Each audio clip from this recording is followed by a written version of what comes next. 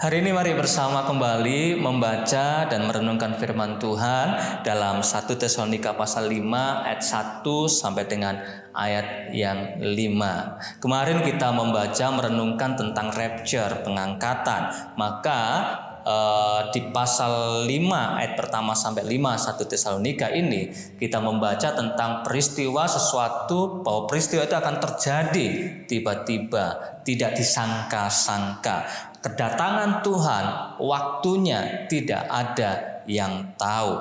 Tiba-tiba. Coba saudara baca 1 Tesalonika pasal yang kelima ayat yang kedua. 1 Tesalonika pasal yang kelima ayat yang kedua berkata, karena kamu sendiri tahu benar-benar bahwa hari Tuhan datang seperti pencuri pada malam.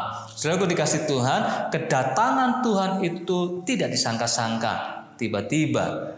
Yaitu sesuatu yang tidak dipersiapkan, tidak diduga-duga, dan Tuhan tiba-tiba datang. Saudaraku dikasih Tuhan, dan Paulus menggambarkan seperti kedatangan pencuri pada waktu malam, di mana tidak memberitahukan kepada tuan rumahnya, aku mau datang, aku mau mencuri. Tidak, saudara. Tapi tiba-tiba. Perhatikan perkataan ini berkaitan dengan tiba-tiba.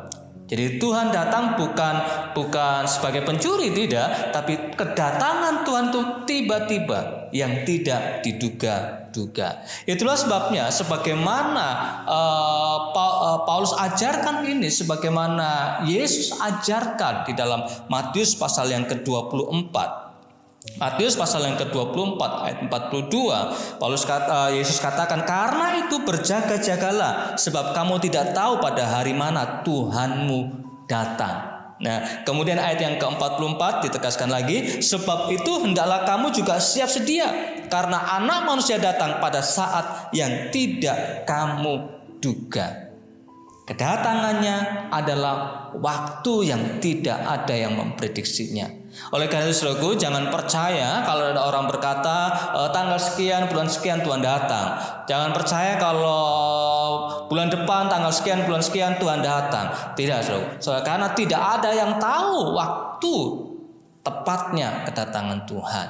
Ya, tiba-tiba. Yang perlu kita lakukan adalah tetap sebagai orang yang terus berjaga-jaga, siap menanti kedatangan Tuhan. Saudaraku dikasih Tuhan, bahkan dikatakan dalam ayat yang ketiga 1 Tesalonika pasal 5 ayat yang ketiga, apabila mereka mengatakan semuanya damai dan aman, maka tiba-tiba mereka ditimpa oleh kebinasaan seperti seorang perempuan yang hamil ditimpa oleh sakit bersalin. Mereka pasti tidak akan luput. Saudaraku, dan jangan juga percaya pada orang, Tuhan masih lama datangnya, tenang saja, hiduplah sepuasmu, semau-maumu, aman, damai, dan tidak usah pikirkan dengan Tuhan. Ini juga salah. Kita harus tetap bersiap sedia, karena Dia datang tiba-tiba. Kemudian saudaraku, dalam ayat yang keempat 1 Tesalonika pasal 5 ayat 4 juga mengingatkan saudara, tetapi kamu saudara-saudara, kamu tidak hidup dalam kegelapan sehingga hari itu tiba-tiba mendatangi kamu seperti pencuri. Inilah yang saudara saya harus lakukan agar kedatangannya tidak menjadi sesuatu yang tiba-tiba, adalah saudara dan saya hidup di dalam terang, tidak hidup di dalam kegelapan, tidak hidup di dalam dosa, tidak hidup tinggal di dalam dosa.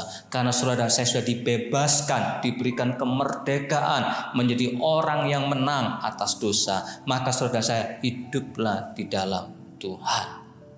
Memang tubuh kita seringkali lemah, tetapi jangan biarkan engkau tinggal dikuasai, diperbudak oleh dosa.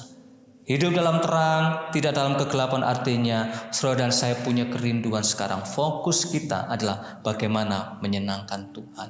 Pikiran kita bagaimana menyenangkan Tuhan dalam banyak hal. Saudaraku dikasih Tuhan, siapkan hatimu menyambut kedatangannya. Hiduplah di dalam terang, jangan tinggal di dalam kegelapan. Tuhan Yesus memberkati saudara semuanya. Shalom.